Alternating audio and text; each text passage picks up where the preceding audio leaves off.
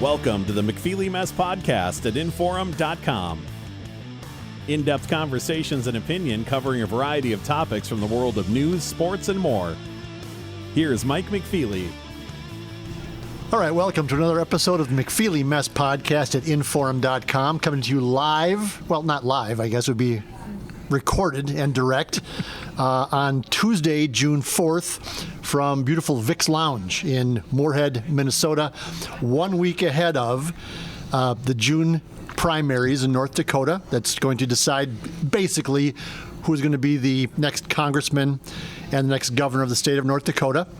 And so to talk about that and possibly maybe even a potential vice presidential candidate from North Dakota, we're welcoming in Joel Heitkamp to the podcast this week. First time in a couple of months, Joel. We haven't been together for a couple of months. How are you? Thanks for inviting me, and I got to tell you, I love the place you tell me to come to. This is my kind of place. They have the kitchen open again, so it's a full menu again here at Vic's. So you can get the burgers, you get the breakfasts, and I'm not being paid. I pay for my beer and my burgers here like anybody else, but no, they have everything. It's all rock and roll in the new location. So I was visiting with a couple of people up to the bar that I got here a little bit before you. One guy's got a really cool Twins and Vikings tattoo. Anyway, they said they come every Sunday morning because breakfast is awesome. It's fantastic. Yeah. Oh yeah. It's. Yeah. You have a tattoo? Yeah, he does. He's got No. Do you have a tattoo? You know, does this qualify? Here's the question. I have one on my tooth.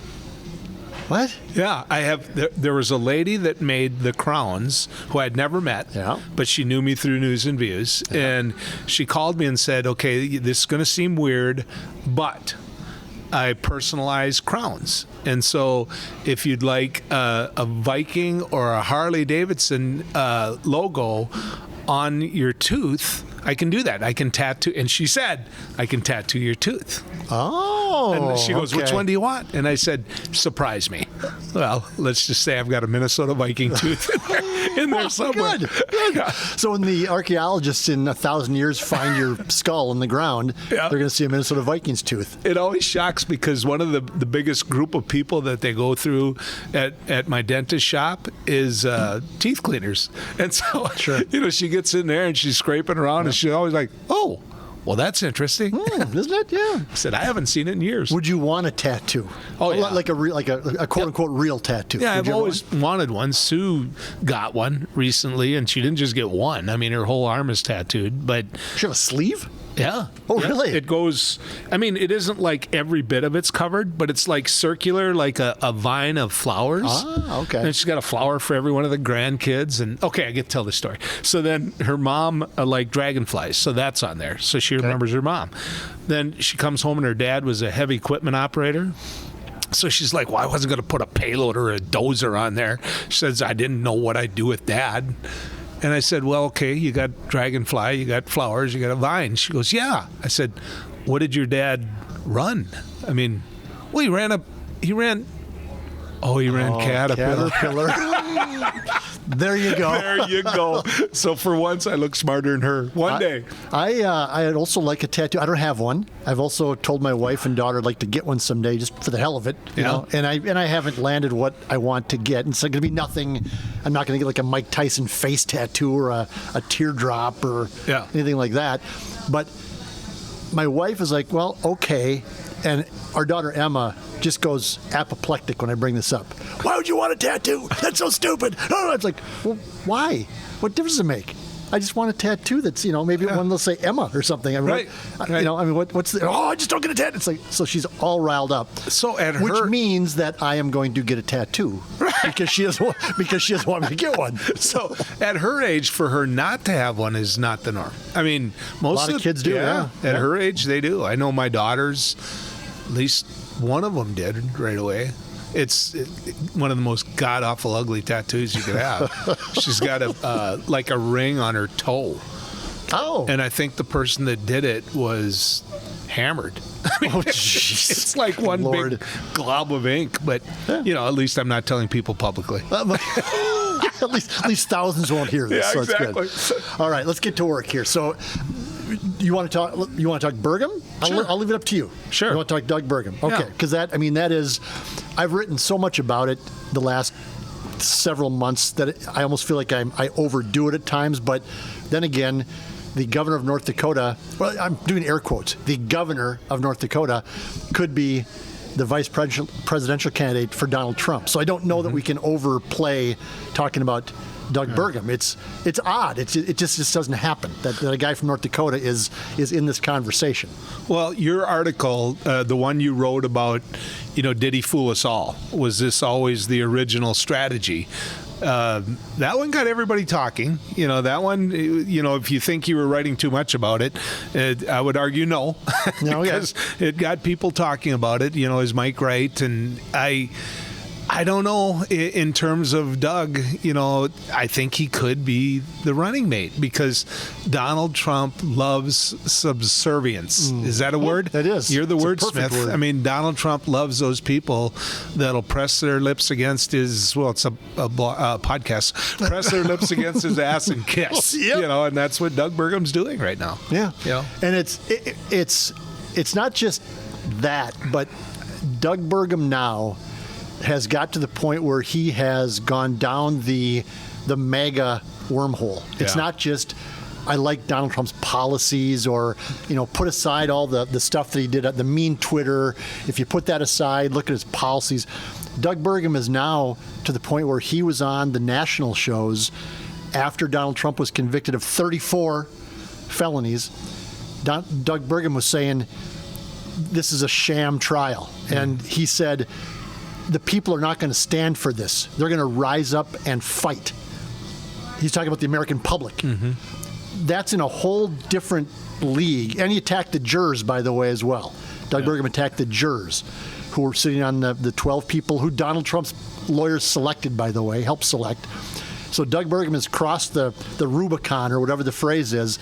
He's gone from I like Trump to the whole judicial system is corrupt, and the people are going to rise up and fight, presumably in some sort of revolution, if Donald Trump is continued to be persecuted. That to me is Burgum has entered a whole new realm of dangerous rhetoric. Well, and completely undermining the very governance it's going to take to keep us together as a country. I know that sounds like it's over the top, but it's not. No.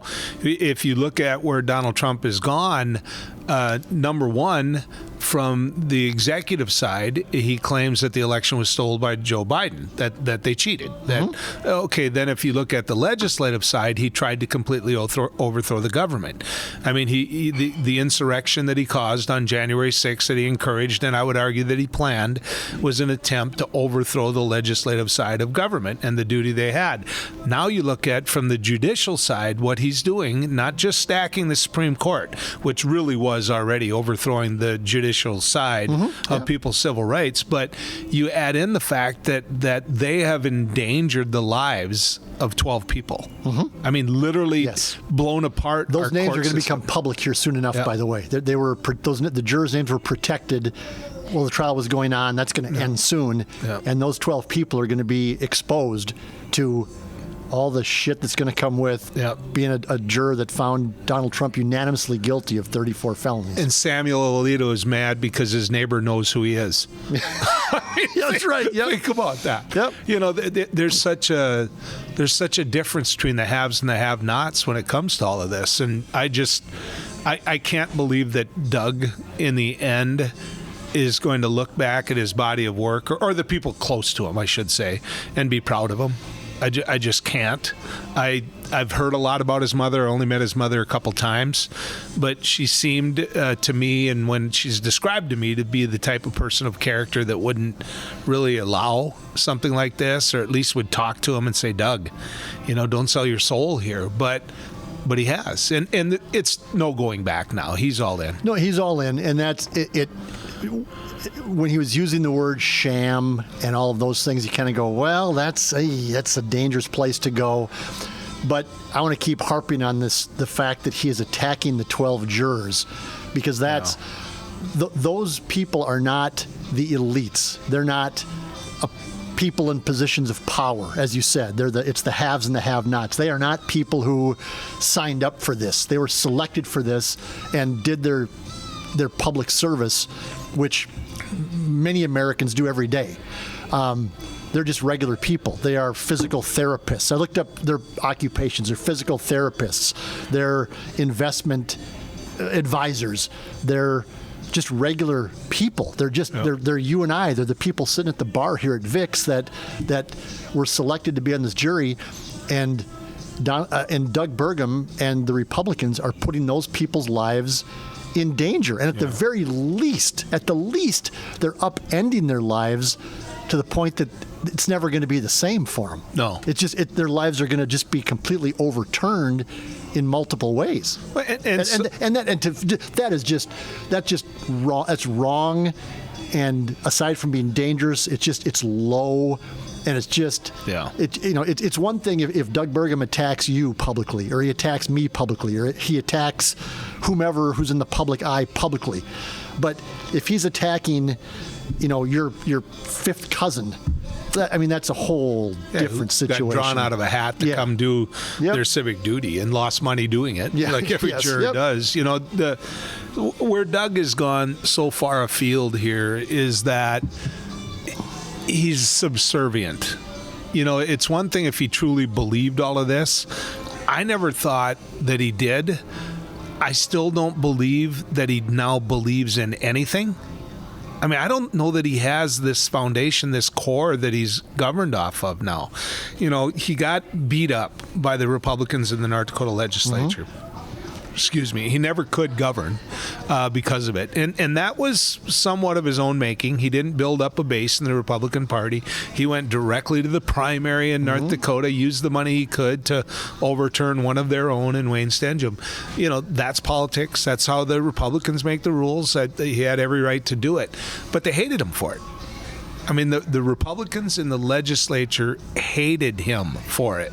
And it was that during his whole time as governor. And when I say as governor, he's quit being governor. Yes. That's obvious. I know. I called on him to resign months ago. You did. And the biggest thing to me, everybody was like, well, all we're going to get is Tammy Miller. And I said, I don't care. She's here. Yeah. And I'm not looking to help Tammy Miller get to be governor. I'm not on the Tammy Miller train. All I know is I want a governor that's physically here. Well, and to hammer home that point before you finish your thought, last week, Doug Burgum was supposed to be at Pembina Gorge State Park to stick a shovel in the ground and throw a clod of dirt and say, hey, let's build this nice state park in North Dakota.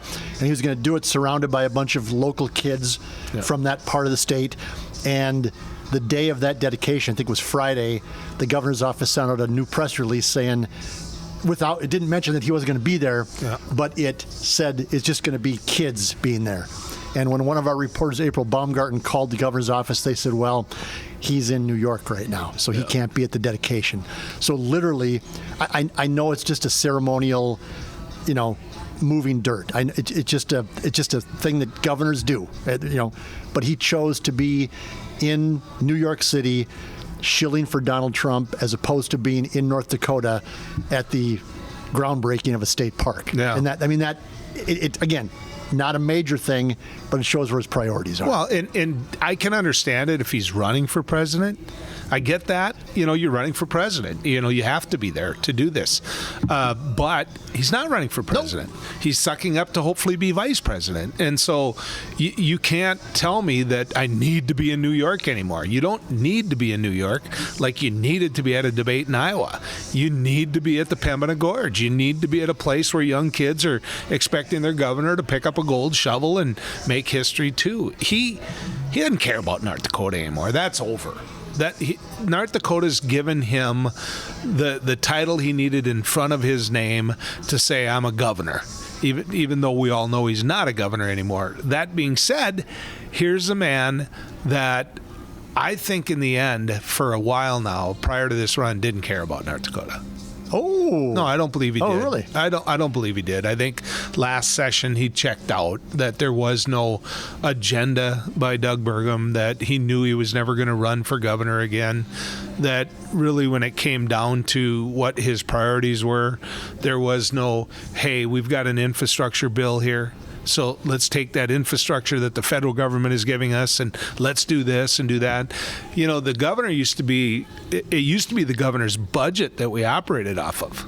That's when we were in the legislature, we'd say we wrote our own budget. Bullshit. I mean, what we did was we pulled a lot out of the governor's budget that we didn't like. Yep. But the foundation was the governor's budget, and Doug quit offering that in the sense that there was any foundation there. He quit governing. I would argue that he quit helping out Tammy Miller as well. If she was his handpicked successor, that lasted about a month, and then either when the polls came back and showed her 40 points behind, or his attention was distracted by Donald Trump, I mean, he abandoned her. Yeah. As I wrote last week, quicker than he abandoned the kids up at Pembina Gorge. I mean, he's just just out, and she's left hanging. And I don't know Tammy Miller, whether she'd be a good governor or a bad governor, but she got into this thinking, okay, I'm going to have Governor Burgum, supporting me, and maybe I'll get that Donald Trump endorsement, which she did not. That went to Kelly Armstrong, and she wasn't going to beat him anyway, I don't think. But I mean, Burgum just abandoned her. I mean, just abandoned her. I mean, she's got nothing. She's going to lose by 40 points next Tuesday. In the last couple weeks, the Washington Post has been in touch with me. Yeah. 2 different New York Times columnists, Politico. I think the other one is Axios. Anyway, all these people have been calling because they've heard about my talk show, and they're like, okay, you got to talk to this guy because he's got some strong opinions, right? And what I told the guy from the Wall Street Journal, I think is where it ended up, was I wouldn't hand my car keys to Doug Burgum in a tough bar. Because when the fighting started, he'd be the one running out the door, and you'd be left fighting everybody off. I mean, he's not somebody who really has your back, unless apparently you're Donald Trump right now. Right. I mean, how do you go to that courtroom?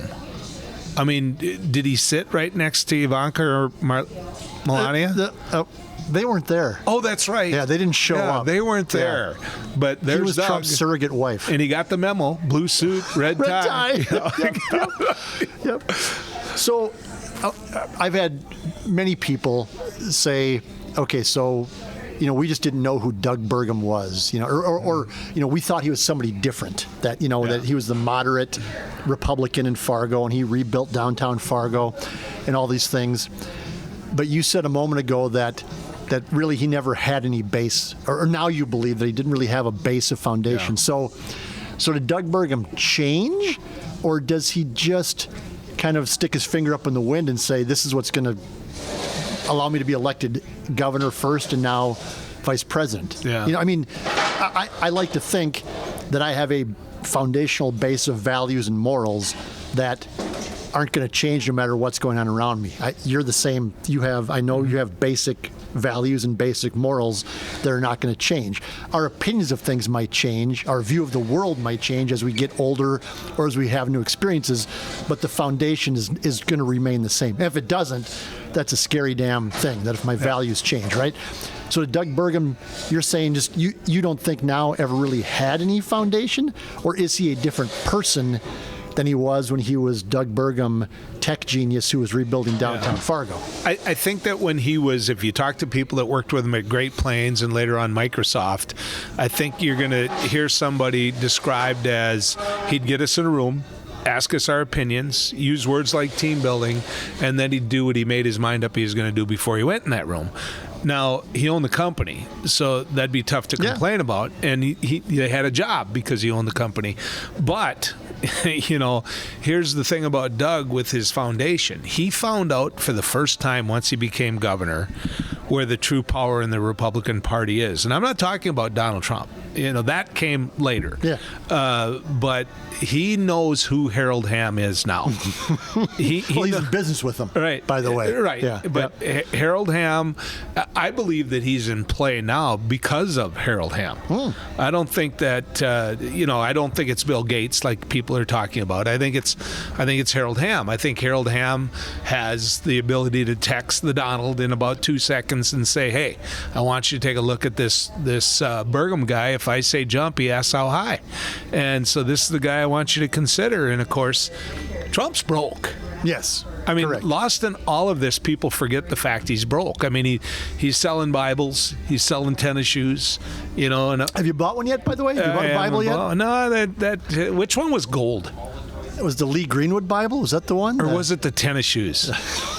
I think they were shoes gold, were right? gold. Yep, Yeah. yep. Yeah, no, the Bible was Lee Greenwood, but it wasn't really his. It was Lee's, but he's got a little thing in there because apparently to Marjorie Taylor Greene, he's our savior as well. So yeah. Anyway, Harold Hamm is the power of the Republican Party.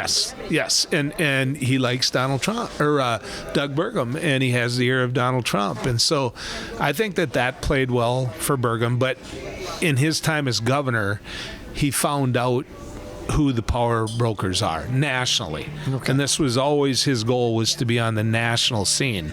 And so do you think so? Because I mean, so you think this is like a 30-year thing in the making, that Doug Burgum 30 years ago woke up and said, I want to be relevant nationally. This isn't just a thing that happened in the last 3 or 4 years? No. When Doug Burgum sees a mirror, he looks. I mean, he never passes a mirror without looking in it. He likes Doug Burgum. And, it's clear that he sees Doug Burgum. And actually, I've been thinking a lot about this and waiting for you to write about it, that, he's coming in as vice president of an 80-year-old man that's overweight. Yeah, and I wrote about that in the column you referenced earlier, that Doug Burgum looked at it and went, let's see. Yeah. Guy is listed at 230. He's actually more like 330.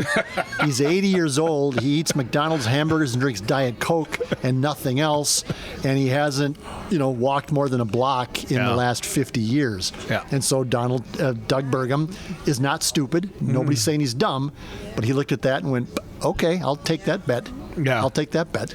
I think that the ultimate and it wasn't the show at the courthouse. It wasn't the meet the presses and the face the nations that he's been on in the last couple weeks saying Donald, Donald, Donald, Donald, Donald.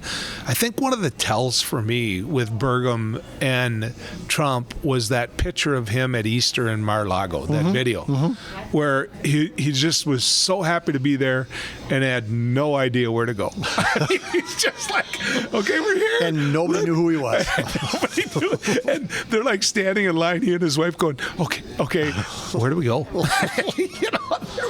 And Melania walked by him and is like, oh, yeah. Did she even look at him? No. Yeah. Would he handle being number two? And I think you just answered that question because he knows he might be number one quickly enough. But even if he's selected, I think you and I both know some of the same people that we've talked to about Doug Burgum's management style, which, as you said, it's, I want your ideas. Thanks for ideas, but here's what we're going to do anyway. And that happened at the state level, by the way, too, with the whole legendary kerfuffle with changing the logo of the state tourism. That's a different story, or the same story. But do you think you could handle being second fiddle? I don't think that. Yes. I think for now, yes. I mean, the one area that he's learned to be second fiddle in is Microsoft, right? I mean, before Gates sold out, I mean, he was second fiddle or even further down the line. Right, sure. And so I think that when it comes to where you got to get for an opportunity, second fiddle. And as governor, I don't think he was the voice of the Republican Party in North Dakota. I think that more went to Kevin Cramer, the junior senator. I think that when Kevin Cramer spoke, you thought, okay, that's the Republican Party's position, where Burgum didn't. He's still seen as like the elite of the party, the establishment. Yeah.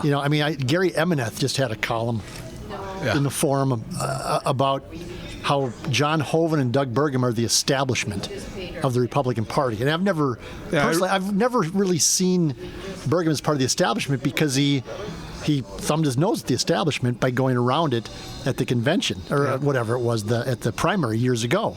But I guess he's the wealthy establishment. Well, I read the Forum from front to back, but there's certain guys I don't read. Yeah. So I'll have to go back and see what Emeneth said. Well, I mean, if you don't read Gary Emeneth, you'd be one of 6 billion people in the world who doesn't read it. I mean, he's not good at it. No. So normally I don't read it along with somebody else you have in there. But to me, I don't think that Burgum's on the inside on the Republican Party in North Dakota. Okay. I think if he went to the convention, you wouldn't see anybody rush up and say, I want a picture with you.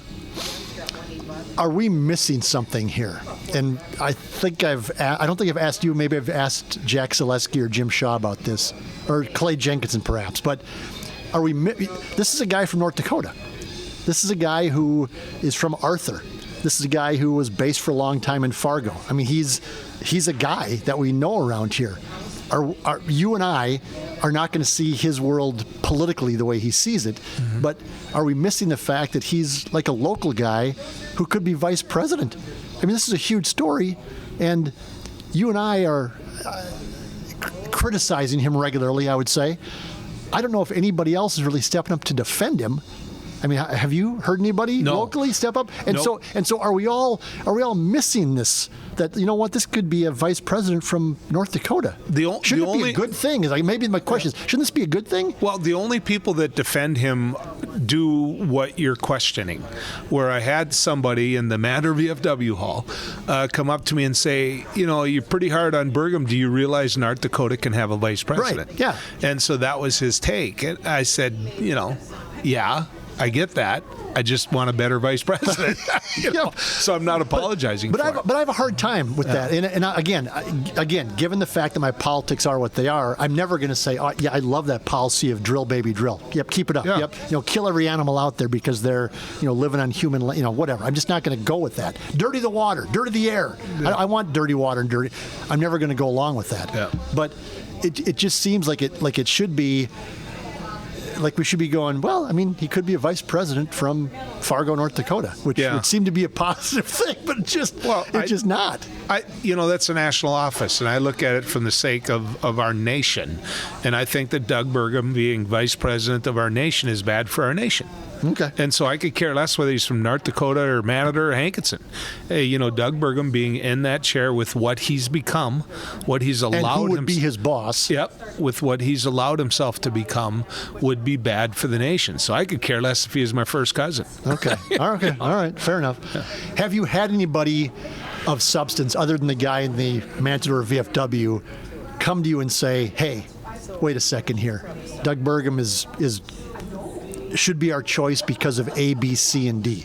Because I've had nobody. No. And to the best of my knowledge, my newspaper has not run a column or a letter to the editor from anybody saying, whoa, McFeely, Heitkamp, Bender, these guys are way off because here's what Doug Burgum is. I've had nobody defend him, Joel. I've had nobody defend him. And here I'll give you one more.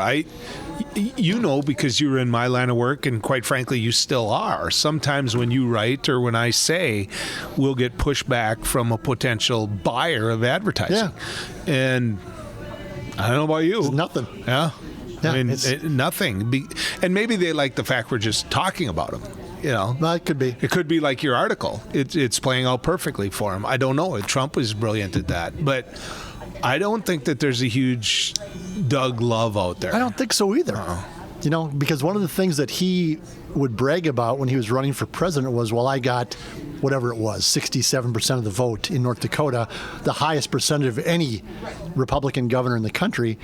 But he equated that to like love for himself among the people of North Dakota. And I never read it that way. I just read it as, well, North Dakota is made up of 67% Republicans, and they would vote for a tree stump if it had an R behind its name. It doesn't matter who the person was as long as it was an R behind their name. Yeah. And Doug, at least publicly, seems to think that translated into people really love him in North Dakota. Well, I'm going to ask you a question because I know two of your passions. I know you love to golf and I know you love to fish. So take all the politics aside. You're not going to talk politics or policy one point during either one of these two. Would you want to golf or fish with him? Oof, that's a really good question and a really good way to put it. And the answer, of course, would be I wouldn't want to be stuck in a boat with that guy for 3 hours. Nope, no way. I mean, he's not. And I'm not saying it's because he isn't a guy's guy, because there's a lot of people we'd like in our boat. Hey, your daughter, me, my daughter. But so it has nothing to do with that. But this is a guy that at some point it's all going to turn into him. And it shows. It really shows. And here's the other part, and this is dangerous thin ice for me. He's such a nerd. Isn't he? I mean, he's such a nerd. Yeah, that part, not wanting to spend 3 hours in a boat, it's not so much that, because I can be plenty nerdy myself too, but it's just more of the, what would you talk with him about? Right. And maybe that's what you're getting at, is like, it's like, I can talk with you about 50 different subjects and be entertained and have a back and forth. Yeah.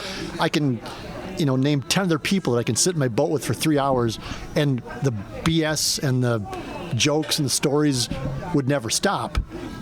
What would you talk to them about? Well, I mean, if you said to Doug Burgum, name 5 Minnesota Twins. Yeah. There ain't nothing coming.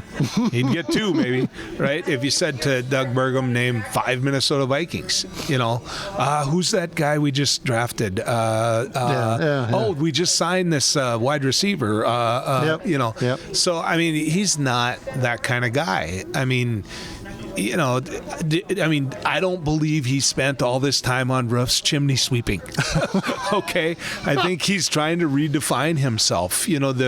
I got in trouble with some guys out west because he's got that ranch out there that upset a lot of people, quite frankly. And so, he made himself out to be a cowboy, and I'm not buying it. No, I'm not I don't think anybody it. bought that. I mean, it's the image he wanted to portray, and so I don't know.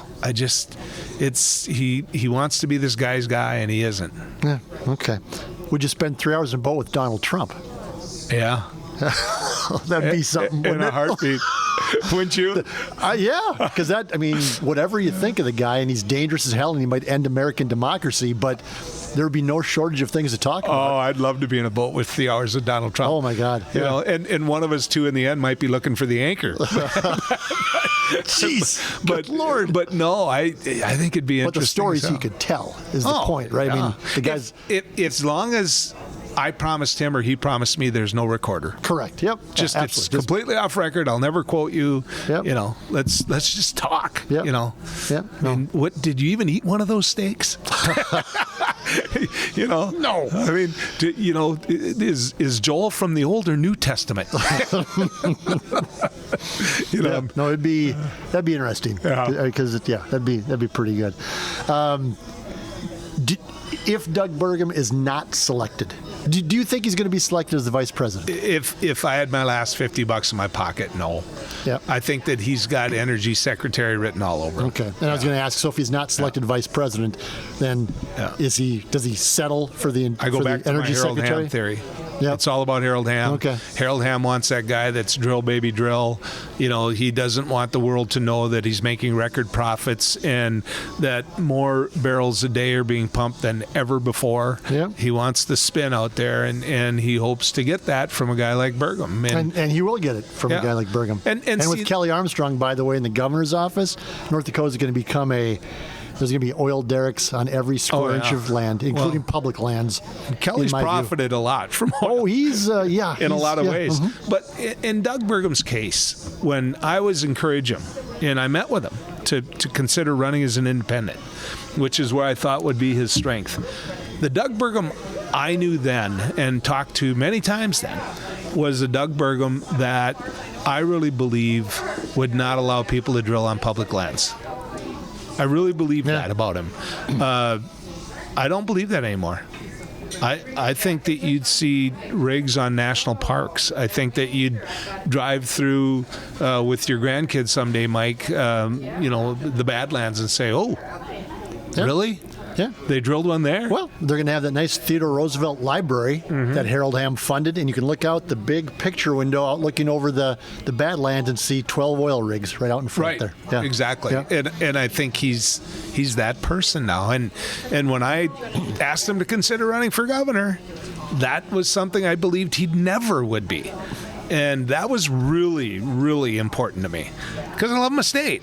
I love my state a lot, and I love how it looks. This open plains, and I think now he would sell us out for a title in a place, in the, what is it called, the Hart Building? No, what is the vice president? Vice presidents, they have their own office. I looked it up the other day, actually, because I was wondering if he wouldn't be in he's not actually in the White House. He's in some other. Right. They don't want him close by. No.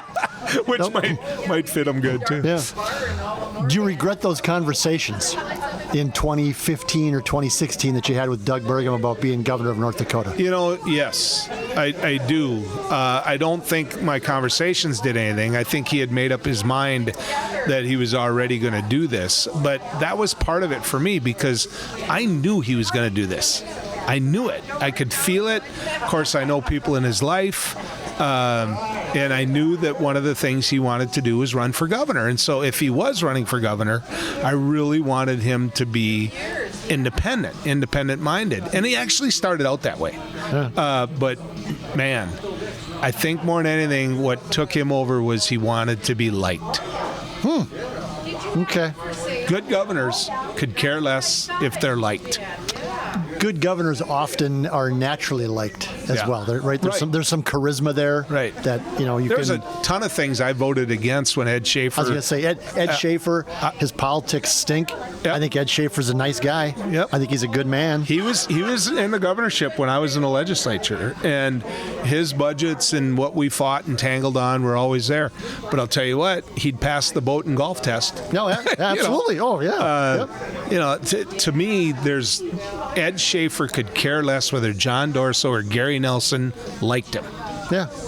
Yep. Doug Burgum cared. Yeah, and that's you can't be that way in politics. You can't and be successful. There's right? 3 branches, and if you're governor and you don't want to tangle with the legislative branch, you got problems. We got a few minutes left here. The U.S. House race in North Dakota between Julie Fedorchak, Rick Becker, Kara Mund, and a couple of other minor players. That's a week away, June 11th.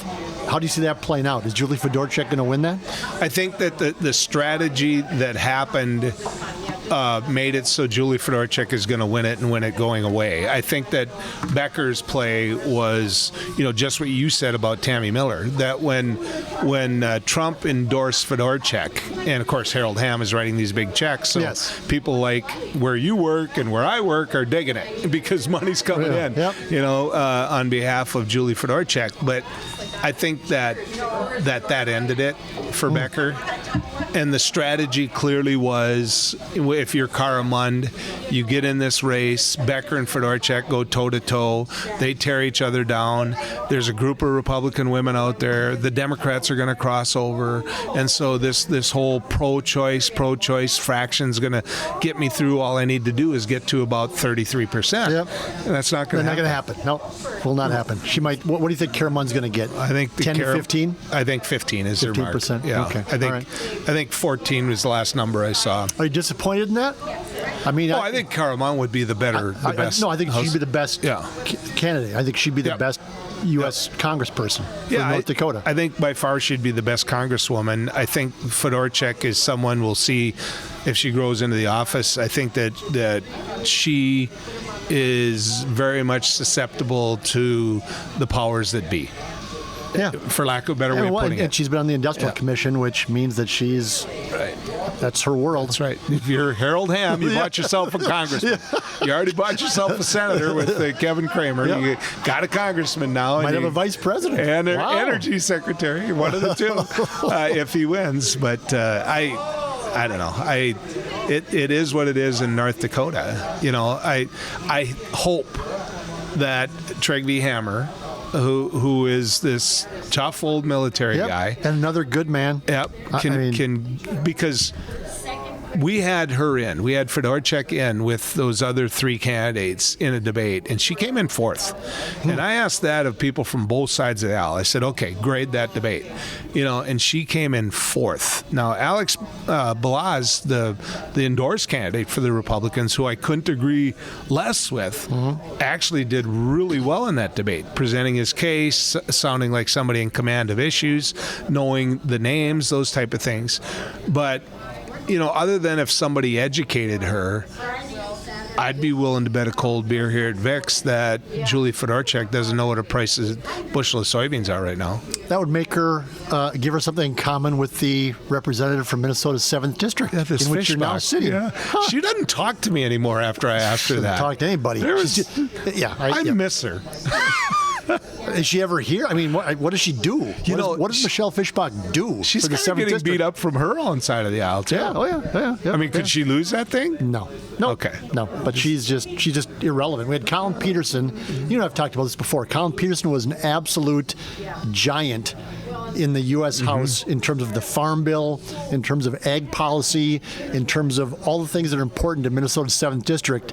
And we went from that to an irrelevant congresswoman who cares only about abortion and attacking the Hennepin County prosecutor. Yeah. I mean, it's just like, what are you doing? Yeah. What are we doing here? Fischbach could come up in a lot of people in District 7. They would know what she looks like. Correct. Yep. That's just who she is, In Colin Peterson's case, he knew what a price for a bushel of soybeans were. Is Keller Armstrong going to be a good governor in North Dakota? I think he'll be a good governor once Donald Trump is done being president. If Donald Trump loses this race and the Republican Party no longer lets him be their leader, which I don't know that that'll ever happen. Right. But you've got a man that lost the presidency, lost the Senate, lost the House. The only thing that you could say he won was the overturned roll. I think if Donald Trump loses this race, there's a number of Republicans out there that are somewhere in the middle, which I like to think Armstrong is, that they then would govern more from the middle. I don't know if that's going to happen. I know that if Donald Trump is president, it'll never happen.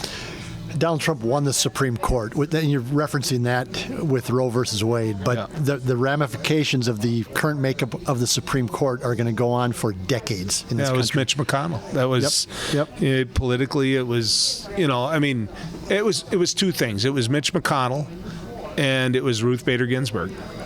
My daughters, who have pictures of her up on the wall, get so mad at me when I won't acknowledge her to be the person that she really was in so many ways. But this is a woman that should have retired from the Supreme Court when Barack Obama was in his second term. Yeah.